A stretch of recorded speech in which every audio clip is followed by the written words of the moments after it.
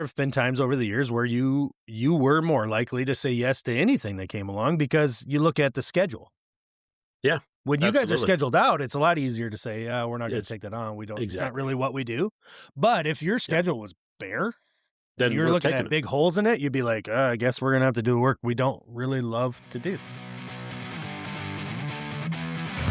Hey, everybody, welcome to the Make Trades Great Again podcast. It's Andy and Eric. And Andy, we finally hit record on this one. We've been having such a Hour and good 5 time. minutes.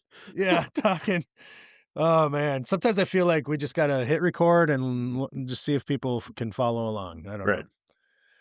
know. Recently, we got a really cool message over on Instagram, and I want to remind everybody, I haven't done it for a while, but if you want to give us feedback, there's a couple ways to do it. It's really simple. And a little change in logistics. So you can text us. There's always a link in your podcast app, and I try to include it on the YouTube videos as well. You can hit that link and you can just send us a text. We don't have your number or anything like that. And up until now, we couldn't reply to it, but we can actually reply to it. Right. Now. Did you know that? I did see that. I think you get one reply. Yeah, so we can say, hey, Which is thanks cool. for messaging us. We Yeah. really appreciate it. Look forward to talking about this on the show or something like that. You'll probably hear from us in that capacity. Yeah. Or maybe if you have a question and we can answer it, if it's short enough, Yeah. we can try that too. But you've got that ability. And then also you can hit us over on on socials, particularly if you go to Instagram. You can talk to Andy. He's Mick_Plumb, MICK_Plumb, PLUMB. And then I'm at Mechanical Hub, all one word, Mechanical Hub. And you can send us a message. And the best way to do it, to be honest with you, is you just start that message out with MTGA. If you put MTGA at the beginning of that message, that over in the DMs, it's going to help us find your question or your comment or whatever it is. And so we got one from Connor in Wisconsin. This is very recent. I think it just came in last week, right? Yeah, I think so. Yeah. You messaged me here just the other night about it. Yeah. Hey, check this out. Yeah. So it was a nice message. I'll just paraphrase it. He says, hey, thanks. Been watching and listening for a while. Really like the podcast. You and Andy helped me get through my long commute to work and whatnot. And so he goes on to say he just got his master plumber's license in Wisconsin in September. Congratulations, Connor. Nice. Yep. Hell yeah. And he's 26, so he's got a lot of big things in front of him, which is fantastic. I'd love to be 26 again. Well, I don't know if that's true or not. I'd love to have the body of the 26-year-old Eric. Yeah. Yeah, right. The flexibility. Mind, maybe stamina. not. Yeah. I'd like to get through the entire day without going, God, why does that hurt? Yeah. So anyway, he says he works for a smaller family-owned business that has some older values, and he's wondering kind of on the topic of how do you attract the type of customers you want to work for? And we've talked about this a little bit in small clips here and there in the past, right? I mean, hundreds of episodes ago, I bet. Yeah. It's been a while. And he says, he works for that small company, and they're more of a say yes to everything, and he looks at it differently. And he thinks that maybe sometimes they're doing work for customers that maybe are, maybe it's not the kind of work that they should be doing. Maybe they're not good at it, whatever. He didn't go into detail, but really ultimately the question is one that gets posed either, we ask ourselves this often, right. Connor, believe it or not, this is something that if you're owning and running your business, whether you've got one truck on the road or you've got 20 trucks on the road, and anything in between or bigger than that, you're still trying to figure out, like, how do I reach the customer I want to work for? Of course, the customers we want to work for, Andy, are the ones what? That have a lot of money. I wanted you to say it. Look, and more. What do we call that? Larger than average pocketbook and smaller than average. Desire to retain it. Oh, okay. I wasn't sure where you're going to go with that. No, smaller than average. I could have gone lots of directions, but some may be less appropriate than others. Yeah, it's tough, man. This is a great question. I mean that honestly. Andy's going to agree with me for sure. This is something we talk about. Whether it's just like me, I think about this a lot, and I'm looking at how I'm reaching customers. And I know you guys are doing the same thing. Like, what kind of work is it that you want to do? I think that's really the most important question, and finding the Yeah. customer you want to work for is what kind of work you want to do, right? Yeah. And so I guess we had talked about this, and I look at it and say, well, what kind of work do I want to do? I need to find work that is profitable, right? Yeah, Number every one one, of us do. should be. Yeah, I should yeah, of course. enjoy doing the job, Yeah, we don't I want to guess. hate it. I don't Right. want to. Yeah. I I don't don't want want to to have be to. like, gotta go work. Yeah, I don't want to have to patch the bottom of a septic tank. Like that's not my ideal Well, I mean, job for the day. maybe no, I don't. I so I guess I look at things like that I'm interested in, doing the design, right? I don't want to necessarily get into like things like you're mentioning that are like, oh, it's this monotonous task that I really dislike doing. Let's find a bunch more of those. I am in a little different situation than in your case because I am trying to find work that is going to be suited for my crew. In the last, whatever, 10 years, I've had to change my mindset to say, what kind of projects can I do, or can we do, rather, Yeah. where we can be profitable and keep the guys busy, entertained, whatever it requires in that aspect. And that like say that we can go do a good job at. Because your skill set has changed based off of who's working for you. Yeah, and it changes. I mean, lately here it changed largely. I mean, we went from heavy mechanical, a crew that had a heavy mechanical presence to a crew now that has more of a plumbing presence. Which, by the way, in contrast, a year ago or a year and a half ago, you were contemplating whether or not doing plumbing at all altogether. Was where you wanted to keep, have your business operating. Right. I mean, and I don't say that I dislike doing plumbing, but I would prefer to do boiler work. I because mean, in your market, there's enough of it. And if you have enough, you guys are fine. You'd rather not take off to go service a leaky toilet or something like that. Yeah. And so, as of, 6 months ago, I hired 2 journeyman plumbers, and I haven't had 2 journeyman plumbers on the books for a long time. When we first had employees, I had 2 journeyman plumbers, and we did a lot of plumbing stuff. And then we kind of transitioned out of that because I didn't really like doing plumbing stuff. And so it's interesting, the ebbs and flows of, kind of what kind of business you start targeting. And, so in response to, it was Connor, right? Connor. Yep. Connor. Yep. In response to Connor's, question, how do you target those customers? And ultimately, we've kind of talked about this before. The majority of my customers are repeat customers, right? I have a very large returning customer base. We treat those customers really well, try and make them happy, try and charge them fairly.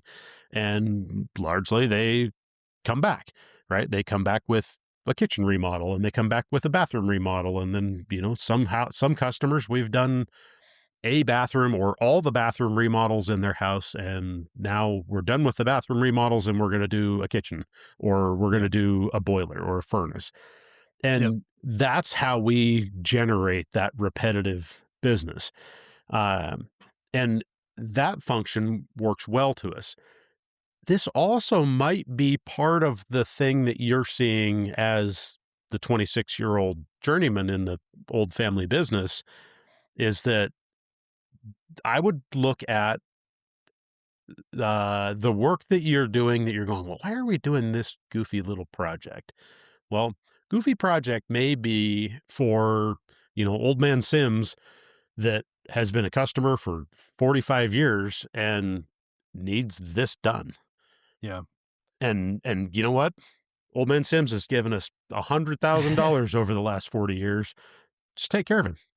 I know, and I feel, and it might be, and I don't know if that's the case or not, but go ahead. Well, I think it is, and I want to expand on that. I hate what I'm about to say because it's really just a sign of the times. And I mean, it's true in a small town or a big town, but especially you're in a major metro area.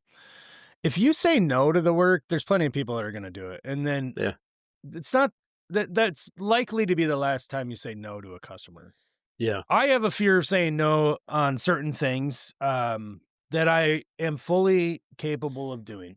Yep. I took on drain cleaning a couple years back during COVID.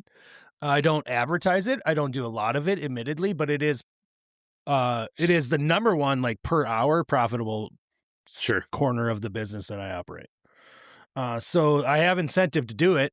If by incentive I mean making money, Right. I don't like factor. doing it, but I'm satisfied at the end of the day because it helps my customers, and that's what I'm getting at. It's hard to say no to that kind of work. So if an existing customer calls me up and says, "Hey, I have this problem," Yeah. I don't want to say no, because if I say no, I have it in my head I think it's fair to say that that's probably the last time I'm going to say no to them. They're not likely to call me in the future unless they're, they just go, okay, this is just something that he doesn't do, but he still does that other stuff. Sure. The problem is if they call the other contractor, they probably do the other stuff too. Now likely. they're likely to be their customer. Their guy. Yep. Yeah. Yeah. And so I'm not looking to put myself in that position. Now, sometimes I'm forced to admit I run kind of a unique scenario where I'm kind of running two businesses, that one of them requires me to leave town quite often. So if I'm not in town, I certainly can't be turning wrenches here. Mm-hmm. But it's still keeping in step with what you're talking about. You try to service that customer, and sometimes saying yes to more things than you'd like, serves your business differently. Like for me, it's to retain the customer. I think in every scenario, it's helping retain that customer. The other thing too is, like, you and I talk about this all the time. Like, my scenario aside, being as small as I am, is kind of unique, really, in this industry nowadays. But yours is, you're still small, but way more capable of taking on more work than I am. You have to look at what you're good at. You have to do this no matter what. Absolutely. But what you were saying, it goes right back to what you were saying. Yeah. It's not necessarily even just your skill set. Like, are we good? Could your guys handle new construction? Probably just fine. Right. But you're choosing to not do new construction. You'll take on some remodel work. Yep. But you're primarily focusing on the service, the repair, replacement side of the business. Yep. And I can say it as well as you can. I'm going to let you say it. Why do you do that, Andy? Why would you take on not purposefully take on new construction? Yeah. So here's where my fear is, right? And this is what drives the majority of our work. Me personally, the last time I did a full-on new construction project, I did not have employees. Okay. So plus 12 years ago. Yep. And that was the last time I did a plan spec, like, here's a set of plans. I bid the work to another contractor, to a GC or a mechanical contractor. And we did some mini split refrigeration piping in a hospital. Oh, okay. Right. So VRF, not mini split. So VRF. So I ran, I don't know, 700-800 feet of tubing. Yeah. Yeah. Big job. Tracks, put in the indoor heads. I didn't provide the equipment. The mechanical contractor provided equipment. I just was there for tubing. I was a union contractor. The contractor didn't have anybody to install said tubing. Yeah. But why aren't you doing that now? For me, I was able to determine the speed and the pace and the quality of the job. And when I eventually got employees a few years later, or maybe the next year, the employees that I had were not refrigeration techs. So we quit doing that work. And I stepped out of that marketplace. Could I get back into it? I absolutely probably could. Well, okay, so my reasoning is different. I thought maybe you were I didn't anticipate. That's the right answer. I'm not saying it's the wrong answer. Sure. I had a different thing in mind for why I'm not doing, and I thought maybe I'm sure you would agree with this then. Let me just say, so my reason in not taking on new construction, because I'm capable of doing it. I've done it. I started out doing it that way. Right. It's just time, right? So, like, the level of time committed to a new construction job versus a day, like the kind of work I can do multiple jobs per day. Yeah. It is just night and day difference. If I take on a new build, then it eliminates the opportunity and time in my schedule for me to take on, let's say, 3 water heater changeouts that day or 2, right? Yeah. And the profit margin on those jobs is much higher. Mm-hmm. And so, although I might not, be plumbing, I'm not, my invoice at the end of the new construction job might be 30 grand, might be 50 grand, whatever the scale is, right? Yeah. That's great. But that accounts for, roughly 80% or more is literally expenses, your materials and labor and everything like that. So like, you look at that and you look at what your business is what you're looking at, profit margins per hour, that kind of thing, in the kind of work you can pursue in the service side, it's not even comparable, right? It's in my mind, it is very difficult because they're so dramatically different. In the service world, in order to make it, you need to be in front of a very large number of potential customers. Yeah. The new construction side, you're in the market to be in front of a handful of general contractors, if you will, right? And you're not necessarily selling that job. I mean, depending on the new construction market you're in, if you're looking in that light commercial or commercial type work, it's all your only customer is going to be the plans exchange, right? You're going to go down, you're going to get a set of plans. You're not advertising to those customers. Your number is sold essentially either on a relationship or the price of your bid. Yeah, because if you go too high, then they're going to start shopping. Yeah. Yeah. And like say, you may be out there one of a handful of contractors that's doing this phase of the job, and it's a numbers game. That in that aspect, you're not paying for advertising. You're not necessarily worried about vehicle wraps. You're not, there's a whole bunch of expenses that kind of carry between the two, but to the service industry, those are completely different. They have a different weight, if that makes sense. It does. Yeah.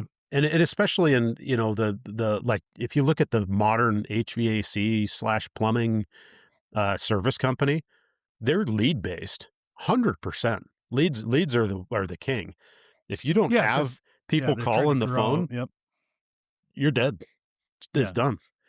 And they're also trying to grow their customer base at all times. Right. So they're, most of those companies are operating on a model that's about growth, putting more, bringing more employees in so they could take on more customers, bring more employees in over and over and over. It's interesting. I have a good friend that runs a very large, old family-owned commercial industrial plumbing mechanical shop.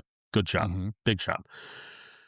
And he and I had a conversation here the other night, and they used to do service, and they don't anymore. They completely shut down their service business. Okay. And we were chit-chatting about, work, right? It was after work, 5 o'clock, 5:30 or something like that, and on the phone asking a question about something. And we're talking about it, and just the conversations that we've had over the years of why did you close your service business? Why, what is this? What is that? And he made the comment, he goes, I have come to the realization that we probably didn't do the service business right. And in that, we didn't separate the business entities. We tried to run the new the service business like we would run a new construction business. And because that was our primary, and we didn't recognize that the service-based business cannot function in that model, right? They don't work. They're different, and they have to be ran differently. They have to be, cared for differently. The expenses are different, and if you blend the two together, one is going to show up looking like it doesn't make any profit, right? It's just naturally going to be that way. And if you flip-flop that and did it the other direction, the other one would show up as being, the numbers are going to be skewed. So when you get to the end of the month and you look at your profit and loss, and then you start separating out, like, what were the expenses driven by the service department? Well, we had all this other BS that doesn't happen in the new construction, so that therefore is a higher expense based on what we brought in for income. Yeah. Well, you didn't account for the fact that the service business charged $140 an hour and the new construction was only billing out $85 an hour. Yeah. Right? Because their expenses per hour are significantly less on the new construction than they are on the service. You know? Yeah. Your guys are working 410s, and of those 410s, 38 hours a week are billable. The service side, 32 are. Well, how do you account for that $300? You know what I mean? Yeah. You know, so you got to look at some of that stuff as a little bit different business to business. And it doesn't really pertain to Connor's question, but no, I know what you mean though. Like I think finding that customer is based on what you're capable of doing, though. To be honest with you, and then like the logistics of finding the customer. Yeah, that's a tough. whole other story. You know, that's tough. Yep. You could do it like Andy and I are doing, and rely on referral business and Google. Like those are the two things I think that are going to be the biggest for us. Some contractors are going down the road of like using lead generation services. Yep. I won't talk bad about those because I know that they're good for lots of companies, and I think you have to run your company. I think certain business models work with that kind of system, and others not so much. Yep. You know, and it usually comes down to, I think honestly, it comes down to, I won't expect you to agree with this. It's fine. I will say, admittedly, it comes down to like the people that have the most success with those lead generation services, I think, are the ones that probably know how to run the business a little bit differently than I do, and maybe have a little better skill, you know, maybe a more experience or a better skill set to start with. And they're able to see the opportunities there that I'm pushing back against in a different way. Also, employees is the big difference. So like those kinds of services aren't great for me as a small shop, you know, one truck. Like it's hard to take, that type of lead generation opportunities and make it work when you have the potential to, you know, have to start saying no to customers. And that's not what I want to do. I think the important thing to remember if you are a small business owner and you're looking at company X that's got 5 trucks, right? You're 1-2 trucks, right? Or whatever. Mm-hmm. You're a growing company. When you look at that company that's got 5 trucks or 10 trucks, and they're the company that advertises a lot, and they do all the flat rate pricing, and they do all this, you know, service and maintenance contracts, and they're selling, you know, memberships or whatever. Could potentially be an entirely different business model. Oh, it's 100% different. And if you're not taking into account that you may need to change entirely what you do and how you do it, which may also come with an entire new customer base, right? Like, I mean, that's something you have to think about. And a lot of those companies have looked at that and said, our customer base that we have right now will not support this business model. We need to rebrand, and we're going to become a new company, and we're going to start out of the gate as X, and we're going to run this business model, which our customers that we currently have may or may not understand. Yeah.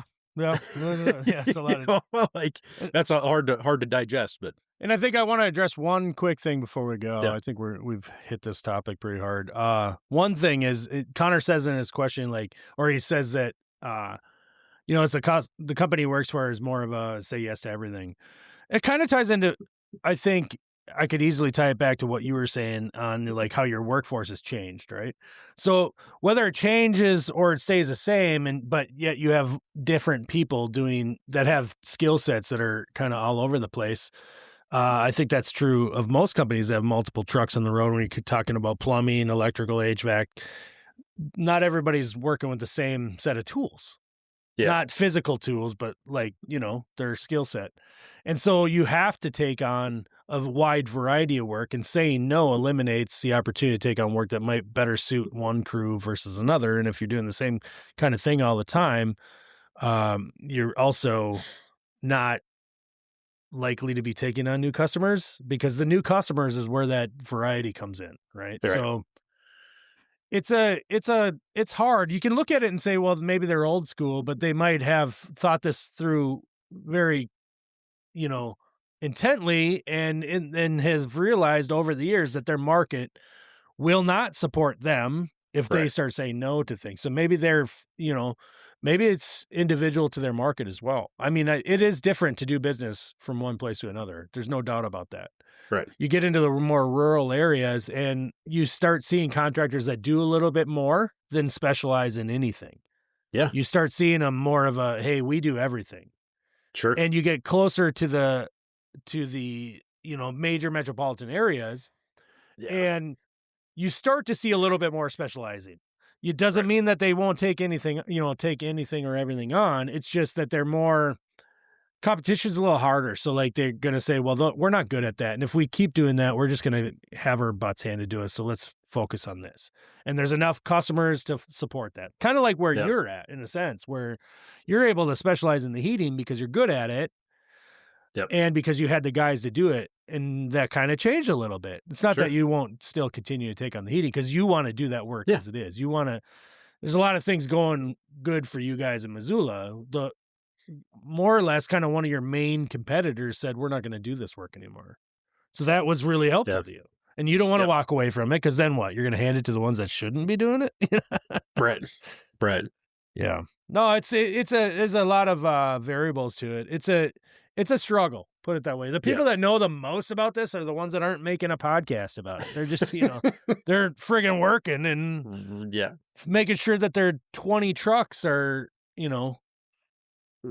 scheduled out for the next, however, hopefully weeks, because that would just be ideal in this scenario, but it's not really the business we're in. So sometimes if you say no, well, it could be your last call. Yeah. I mean, it may open the door up for your competition to be their guy. I look at it that way all the time. I hate it, because there are times where I'm just not available. And if things can't wait, then, I'm just lucky I have a customer base that has appreciated what I've done for them, and they want to call me back. So. We do say no a lot. And I will say that it hasn't been without penalty, right? Have we lost customers over it? Sure. I guarantee we have. Are we in a worse position because of that? I don't know. Well, I've seen it. I've seen it just from looking on. I mean, you and I talk sometimes every day. Sure. And we talk about business too. I mean, we're friends first, but we do talk about this stuff because it's helpful to each of us to just go over and some kind of bounce ideas, or just talk about what we're doing, just as casual conversation. And, there have been times over the years where you were more likely to say yes to anything that came along, because you look at the schedule. Yeah. When you guys are scheduled out, it's a lot easier to say, we're not going to take that on. We don't, It's not really what we do. But if your schedule was bare, then you're looking at big holes in it, you'd be like, I guess we're going to have to do work we don't really love to do. Yeah. Yeah. Like for me, it was like, that's how, I got scared. That's how I did the drain cleaning thing in the first place. Remember, we were like, oh crap, is the phone going to ring? Because remember, it stopped for about 2-3 weeks at the beginning of COVID, and then it never stopped after. Yeah. I took it on because I was like, well, maybe I need to offer more services. People are going to be in their home now. They're going to probably need drain cleaning more than they used to. And it worked out. What I should do is act on that and just put a few trucks on the road, hire some people, and just do drain, because that's where the money's at. I'm telling you right now. It's where it is. It is. It just is. You just got to find people that don't mind doing it, because that's where the money is. That's where, there's always money in the banana stand. All right. Exactly. All right. Okay. Let's wrap it. I've had enough. See ya. See ya.